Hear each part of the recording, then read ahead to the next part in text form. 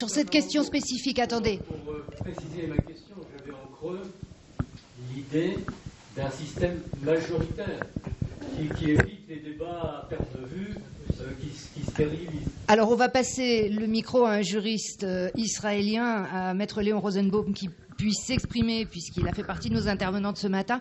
Et ensuite, on verra avec Maître Bochner. Oui, alors, comme ça a été dit fort bien par Eliezer, c'est une discussion largement académique. La question de la Constitution. Quand on vient de France, on a tellement l'impression que la Constitution, c'est quelque chose d'essentiel. Quand on vit en Israël, et c'est mon cas depuis maintenant 41 ans, on comprend tout doucement, ça ne vient pas tout de suite, que le système constitutionnel israélien qui est composé d'un certain nombre de lois fondamentales qui garantissent les libertés d'une manière très satisfaisante, sur le papier en tout cas, parce qu'il y a aussi des problèmes concrets. Dans la vie concrète, il y a toujours des difficultés avec les libertés publiques. Tout dépend de la façon dont elles sont vécues, appliquées par le gouvernement, par les tribunaux. C'est pas toujours l'idéal en Israël, vous savez. Ça marche.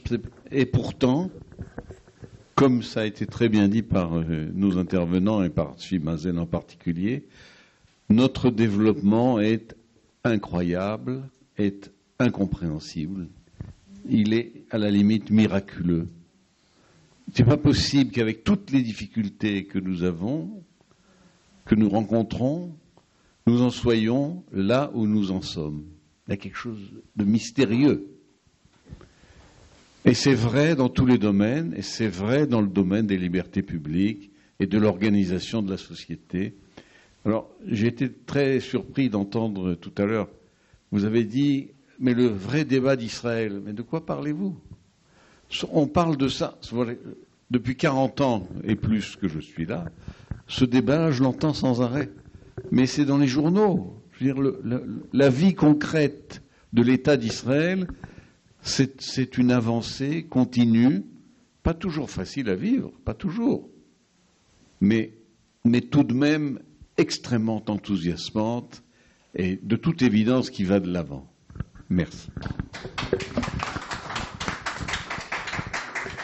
Maître Bochner. Pour revenir à ce que nous a expliqué tout à l'heure M. Cherki concernant l'analyse de l'islam par rapport à Israël, le don par là de cette terre, etc., et de dire que si jamais ils reconnaissent Israël, c'est foutu pour leur idéologie, pour la base de leur croyance, alors c'est paradoxal qu'on nous présente un pseudo-plan de paix qui viendrait dire on reconnaît Israël s'il évacue tous les territoires de 67. Alors imaginons que demain le gouvernement d'Israël vient dire eh ben chiche, on est d'accord, on évacue tout contre la paix. Que devient ce que vous nous avez exposé tout à l'heure? Je suis obligé de dire les choses très simplement et très brutalement. Personne ne veut d'un plan pareil dans le monde arabe. Et surtout pas chez les Palestiniens. Vous savez, disons que lorsqu'on écoute le discours arabe en arabe, dans leur presse, à travers les mots codés, dans la radio, en entendant les hommes politiques, on sait très bien de quoi il s'agit. La seule discussion de fond entre le Hamas et l'OLP, en ce qui concerne l'État d'Israël, c'est de savoir quel est le djihad légitime. Puisque le Hamas dit le djihad légitime, c'est celui du verset du chapitre 9 du Coran, c'est-à-dire qu'il faut, par le glaive, exterminer l'État d'Israël. Et le Hamas dit, mais vous êtes des enfants. Regardez ce qu'a fait Mahomet. Mahomet a signé les accords de Hodaïbieh, dans lequel, avec les Mécois, qui avaient une armée puissante. Et après avoir signé ces accords avec eux, ils ont fait la paix pour 10 ans. Et donc, ils ont liquidé leur armée, ou plus exactement, ils ont utilisé leur armée pour accompagner les caravanes dans le nord, puisque c'était une armée de mercenaires destinée à protéger les caravanes. Et à ce moment-là, ayant signé ces accords pour 10 ans, quelques mois après, immédiatement, Mahomet a rassemblé ses hommes et a pris la ville en 630, la ville de la Mecque. Il y a eu un mort par accident. Il dit, c'est ça le vrai djihad, celui qui sait affaiblir l'ennemi par des accords, par des souhaits, pour finalement arriver au but. C'est la seule discussion qu'il y a entre les deux. Qui est-ce qui est le vrai djihadiste? C'est moi par la violence ou c'est moi par la négociation? Dans le fond, il y a une illégitimité radicale. Nous insistons pour dire qu'il y a les implantations et Kiryat Shmona, par contre, c'est un issue. Mais dans le journal El-Quds, je lisais pas longtemps, un titre, le journal qui est un journal très modéré. El-Quds, c'est le courant central, OLP modéré, celui qui parle en anglais en général, et qui dit Mustawtanat Kiryat Shmona.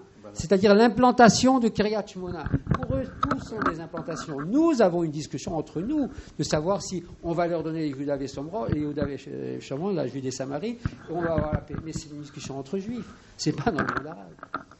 C'est la raison pour laquelle je dis que la paix ne pourra venir que lorsqu'ils accepteront le fondement de la légitimité de l'État d'Israël. Ce n'est pas un problème territorial. Enfin, c'est la réponse que... Vous savez, quand il parle, pour compléter, parfois, pas tous les jours, mais quand on parle de Tel Aviv dans la presse arabe, de temps en temps, ils disent Tel Rabia, parce que pour eux, c'est un endroit arabe. C'est pas de problème. Quand ils parlent de Haïfa, ils disent Mustautana Haïfa. Voilà. Et donc, il y a un problème, écoutez, qui n'est pas connu par le grand public, parce que notre presse n'en parle pas, préfère ne pas parler, parce que pour eux, la paix est possible et que nous sommes responsables. Mais ça, c'est autre chose. On ne va pas entrer dans cela. Vous avez quand même un tout petit peu légèrement traité ce qu'il a dit quand lui a parlé de la Tikva et que vous dites qu'on n'est pas un état de halakha. C'est concret quand même. Comment devenir pays d'halakha? Vous lui avez répondu on ne veut pas faire un état de halakha. Mais il vous parle de chanter la Tikva. Je ne comprends pas. J'arrive pas à comprendre. Non, dans la question qui a été posée tout à l'heure, Jean-Pierre Liédot faisait allusion justement à ce qui s'était passé à la faculté des sciences humaines de l'université de Jérusalem, où à la fin de la cérémonie de remise des diplômes, la tikva n'a pas été jouée par crainte de froisser les susceptibilités des étudiants arabes qui faisaient partie de ceux qui recevaient les diplômes. Voilà, c'est... Haïfa. Vous êtes sûr? C'était à Haïfa. Bon. Gam Haïfa et Gam. Écoutez, Allez-y. Nous avons ici... Vous voulez répondre? Je ne sais pas ce qu'il y a à répondre, mais simplement, je pense qu'il y a ici quelque chose de pathétique.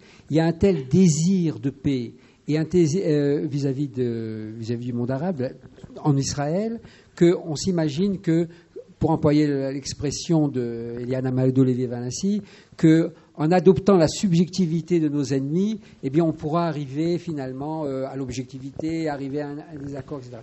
Et donc ici, on ouvre quelque chose qui est sans fond.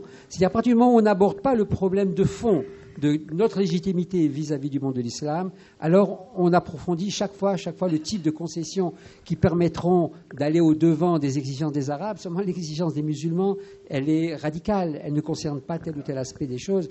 Et simplement, il faut bien prendre conscience que cet effort, de notre point de vue, met en cause précisément le problème des débats internes en société israélienne.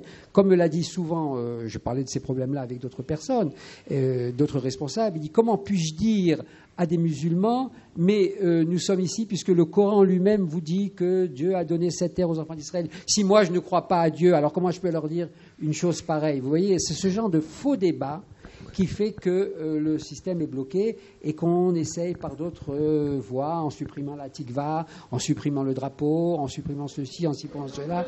Mais ce sont des rêves. Écoutez, il y a une...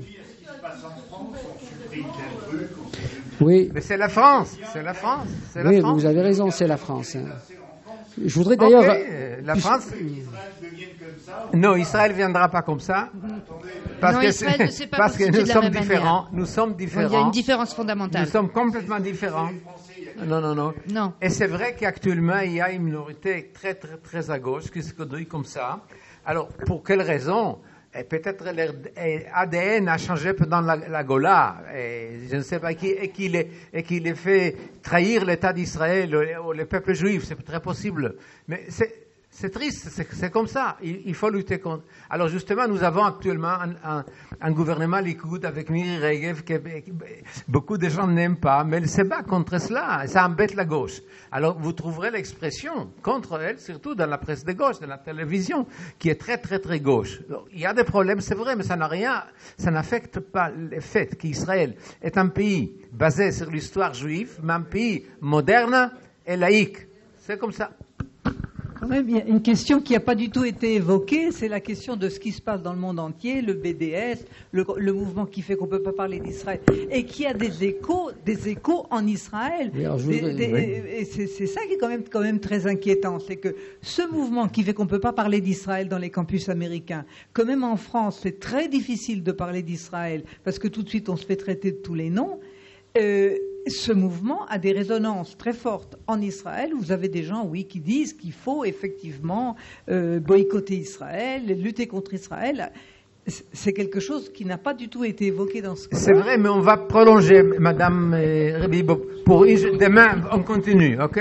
Demain, on continue, on pourra parler de tout cela. On a une minute pour répondre à cette question. Bien entendu, allez-y. Bon, je vais juste répondre à votre... Je vais essayer de répondre à votre question, parce que vous soulevez en fait le problème de la relation de l'Occident à Israël également, qui n'est pas seulement... On a beaucoup parlé du monde arabe et de l'islam, mais à mon avis, justement, vous serez un peu surpris de l'entendre de ma part, je pense que la position du monde de l'islam est secondaire, en vérité, par rapport à la position de l'Union européenne en particulier. Et je vais vous dire pourquoi. Je voudrais reprendre ce qu'a dit M. Palmore tout à l'heure, lorsqu'il nous a raconté, il a parlé de cette chose que nous connaissons bien, cette espèce d'exigence de pureté qui n'en finit pas, vis-à-vis de l'État d'Israël. Pourquoi vous avez fait ça alors que personne n'applique ça? Certainement pas la France au Mali ou, sans pas parler des États-Unis ou en Afghanistan. Ailleurs, personne n'utilise les normes qui sont exigées d'Israël. Mais la question qui est intéressante, c'est pourquoi cette exigence de morale ultime? Et là, il faut faire l'effort de comprendre l'arrière-plan, je dis bien théologique, qui travaille l'Occident encore aujourd'hui. On a une vision un petit peu faussée par le fait que nous avons que, effectivement, l'Europe occidentale aujourd'hui est un monde laïque. Depuis le XVIIIe siècle, il y a un changement d'idéologie, le monde des Lumières, la laïcité, etc. Mais c'est largement une vue de l'esprit, et je vais montrer pourquoi. Comme je disais, l'Europe chrétienne est née, non pas avec le christianisme, mais pour citer un grand maître, avec Paul. On est dans le paulinisme. Or, la critique fondamentale de Paul vis-à-vis du judaïsme, et c'est sur laquelle il va fonder la supériorité chrétienne, c'est que le judaïsme, c'est l'incarnation d'une vocation divine charnelle. C'est-à-dire les Juifs ont une vision charnelle du monde et de leurs obligations. C'est la croyance que ce sont des obligations religieuses concrètes, que l'homme peut assumer son salut par des actes et pas seulement par la foi. Et cette chose-là va être dépassée par le christianisme qui va fonder le salut non pas par les actes, mais par la foi. C'est une chose très connue, mais il faut savoir jusqu'où ça va. À partir du moment où le salut passe par la foi et pas par les actes, donc Israël est délégitimisé et l'Église va remplacer Israël. Vous vous promenez devant la cathédrale de Paris, levez un peu la tête et au-dessus des 3 portails de la cathédrale, vous avez la statue de l'Église et la synagogue, j'en ai parlé tout à l'heure. Les Strasbourgeois parmi nous la connaissent très bien, c'est sur le côté de la cathédrale à Strasbourg, mais il faut savoir que ces 2 statues existent dans presque toutes les cathédrales en Allemagne ou ailleurs. Ce n'est pas que dans ces 2 endroits. C'est également dans les enluminures, les manuscrits, j'en ai vu des tonnes comme ça. Pourquoi c'est tellement important? C'est que l'Europe chrétienne, la christianitas, la chrétienté se voit, n'est-ce pas? Il fallait les 2 images. Ça ne suffit pas de montrer l'Église triomphante. Il faut montrer qu'Israël a perdu. Vous connaissez les 2 statues, la synagogue sous la forme d'une femme avec les yeux bandés. À Strasbourg, elle a les yeux bandés. À Paris, c'est un serpent qui lui couvre les yeux. Elle a perdu sa couronne et son sceptre est brisé. Et à Paris, on voit la Torah lui échappant. N'est-ce pas? Tandis que l'Église porte le calice de la victoire, elle a la couronne sur sa terre et surtout le sceptre de la royauté. Donc c'est l'Ecclésia et Synagoga, les 2. Et il fallait toujours les deux images, parce qu'on ne peut comprendre le christianisme que si on comprend la chute du judaïsme, l'un venant remplacer l'autre. Et donc, cette vision est restée ancrée dans l'inconscient collectif chrétien et a été laïcisée avec la laïcisation du monde de l'Europe occidentale, sous la forme, à partir du XVIIIe siècle, où ce ne sont plus la pratique religieuse de la foi, on ne croit plus en Jésus, mais les valeurs morales, idéales, etc. On est toujours dans le monde de la foi, dépassant, surpassant, remplaçant le monde concret charnel. Et les Juifs, s'acharnant, c'est le cas de le dire, à rester fidèles à la chair, c'est-à-dire à la réalité matérielle de leur existence et de leur croyance, en vérité, par cette croyance-là, continuent à être déicides. Ils empêchent la lumière du Christ de se dévoiler dans le monde, y compris dans sa forme laïque. Ceci a entraîné le fait que ce qui est perçu comme une abomination, c'est non seulement la réalité charnelle des Juifs, n'est-ce pas, mais la concrétisation de la vocation d'Israël dans un État réel sur sa terre est l'incarnation de la chose abominable. C'est la raison pour laquelle il n'y a jamais eu en Occident d'acceptation réelle de la souveraineté du peuple d'Israël sur sa terre.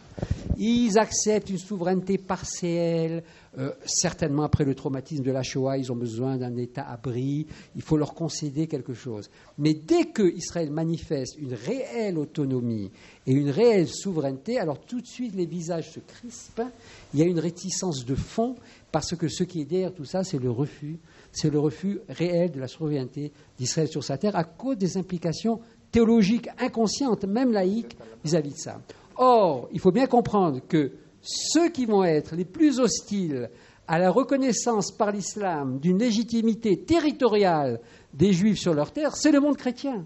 C'est la raison pour laquelle jamais il ne rappelle ces arguments. C'est la raison pour laquelle, lorsque Obama va au Caire, par exemple, et parle devant l'Assemblée des musulmans, il aurait pu leur dire, quoi de plus simple, de leur dire, mais comment vous savez bien que dans le Coran, on dit que Dieu a donné cette terre aux enfants d'Israël, vous avez donc accepté cette chose-là, vous êtes croyants. Il n'aura pas dit ça.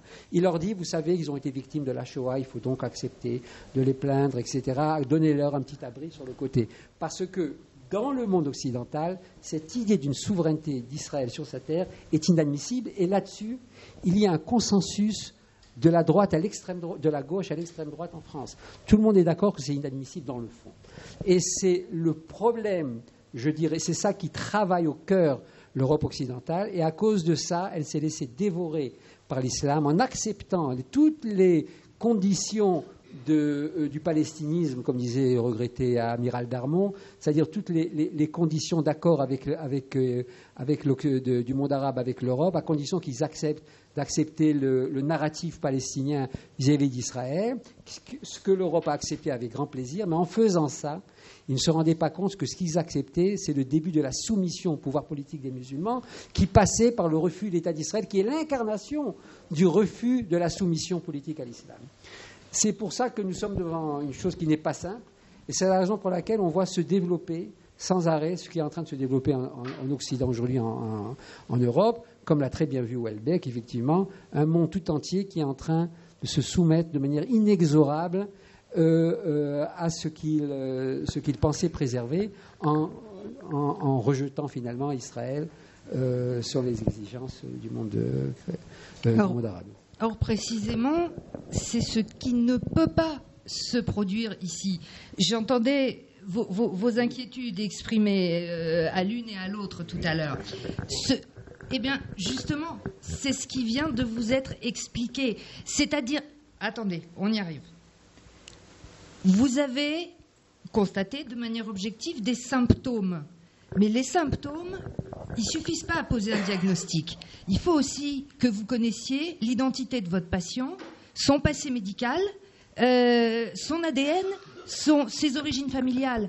Or, effectivement, vous voyez chez l'un et l'autre patient un signe inquiétant d'érythème, de démangeaison, qui peut effectivement, dans un cas, être le symptôme d'une maladie extrêmement grave, et dans l'autre, n'être finalement qu'une démangeaison désagréable, mais épidermique et superficielle. En l'occurrence, il y a, oui, un phénomène de mimétisme et de fascination qui a toujours existé je dirais dans la tradition historique juive, justement de volonté d'émancipation, d'aller vers l'extérieur et d'épouser des concepts qui ne lui sont pas propres, mais qu'il adapte ou qu'il adopte, et ce en quoi d'ailleurs parfois il contribue aussi à élargir et à enrichir la vision du monde du reste des nations, ou quelquefois simplement le vieux syndrome bien connu de haine de soi que les Juifs ont connu à toute époque, et celle-ci n'étant pas épargnée. Ce à quoi vous assistez aujourd'hui en Israël, et qui n'a rien de nouveau, qui est effectivement parfois ces formes de susceptibilité particulièrement mal placées, et qui sont d'ailleurs le résultat d'un contresens complet, d'une incompréhension de ce que représente en réalité l'identité juive, et qui donne effectivement ces décisions en réalité parfaitement stupides. Je veux dire, c'est grotesque et stupide de supprimer, de ne pas jouer l'hymne national israélien à une cérémonie israélienne. Alors d'accord, on ne joue pas l'hymne national dans toutes les circonstances. Il faut aussi il y ait un décorum qui s'y prête, l'importance de l'événement, mais l'importance de l'événement, ça peut aussi être une remise de prix dans une classe d'école primaire, et qui justifierait tout à fait que les enfants chantent la tikva si le cœur leur en dit. Ce que je veux dire simplement, c'est que ce que vous voyez n'est pas le symptôme d'une désintégration, d'une érosion de l'identité nationale israélienne à travers sa composante juive, par exemple. Ça n'est pas ça. On est dans autre chose, et justement, le fait que non seulement la société israélienne puisse absorber ce type de débat et être capable de produire des réponses et de rester intact et de ne pas être menacé.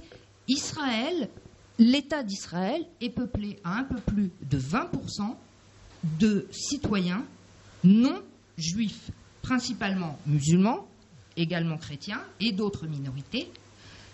Un pays qui peut vivre avec une minorité représentant 20% de sa population, c'est le cauchemar de n'importe quel démographe dans n'importe quel autre pays. On a passé le seuil critique qui, généralement, fait basculer la cohésion sociale. C'est ce à quoi on est en train d'assister dans un certain nombre de pays européens aujourd'hui. Israël vit avec cette proportion, peu ou prou, depuis le début de son existence politique, avec des chiffres qui évoluent. 20%. Ça n'a jamais, à aucun moment, entamé l'identité nationale israélienne juive. C'est parce que les Israéliens juifs ont une conscience forte de leur identité, même s'ils l'expriment de manière a priori contraire ou opposée, mais qui fondamentalement est commune, parce que la conscience de leur identité est forte, ils peuvent supporter l'identité de l'autre sans être menacés. C'est quelque chose qui est extrêmement important et qu'il faut absolument comprendre quand on vit dans ce pays. Je reconnais qu'en l'occurrence, je suis israélienne depuis un peu plus d'une vingtaine d'années et qu'il m'a fallu du temps pour assimiler ça. Oui, l'identité de l'autre ne me fait pas peur parce que je suis sûre de la mienne. Ce faisant, alors oui, il y a évidemment des aménagements, après des dosages entre les différentes composantes que Eliezer Cherki et Tzvi Mazel et Yigal Palmor ont évoquées ici, et pour lesquelles il faut trouver une harmonisation, et c'est loin d'être terminé. Mais ce que je veux dire, c'est que le danger de ce spectre houellebéckien auquel vous faisiez allusion est à certains égards réel quand on parle de la France. Il ne l'est pas quand on parle de l'État d'Israël. Voilà.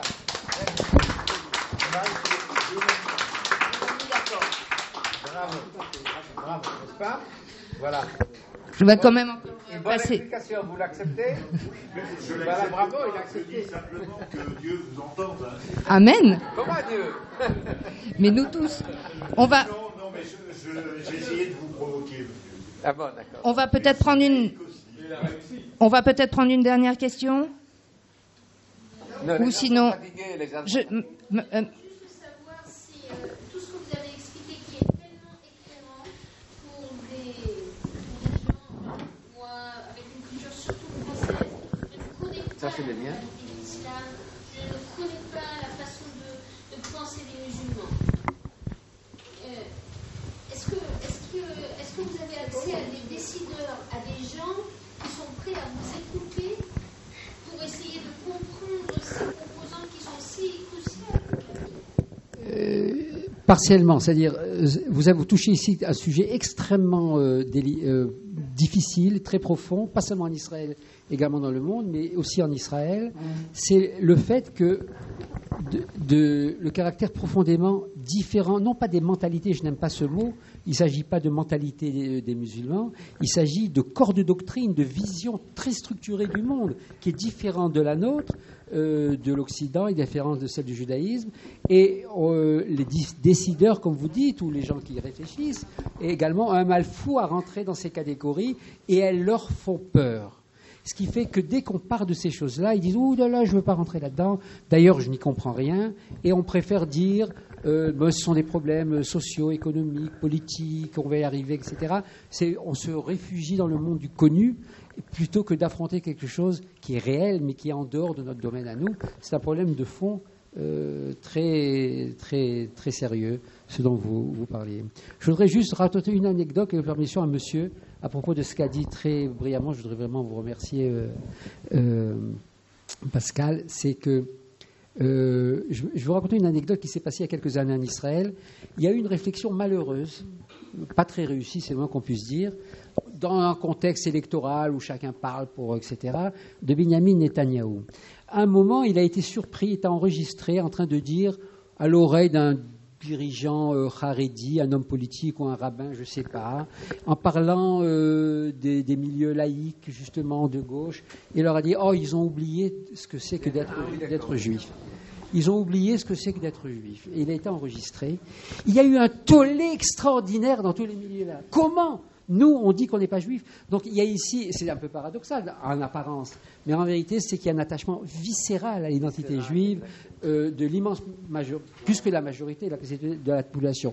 Comment exprimer cette identité ? Il y a tout, l'échelle, l'éventail des idées, etc. Mais cet ancrage dans cette identité est très fort en Israël, et c'est ça qui explique exactement, d'ailleurs, la possibilité de vivre justement avec une minorité si importante arabe, et les Arabes le sentent très bien d'ailleurs, qui savent très bien qu'en face, ils ont en face d'eux de quelque chose de concret, de réel, qui n'est pas quelque chose qu'ils pourront balayer si facilement au niveau justement de la conquête de l'espace spirituel et pas seulement politique.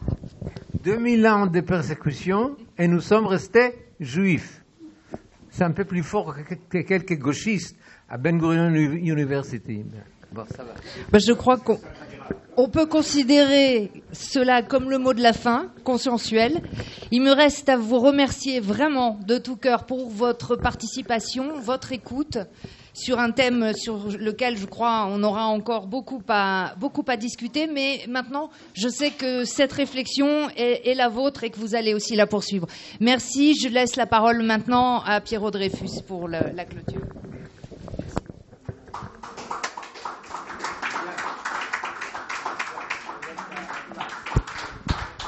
Merci Pascal.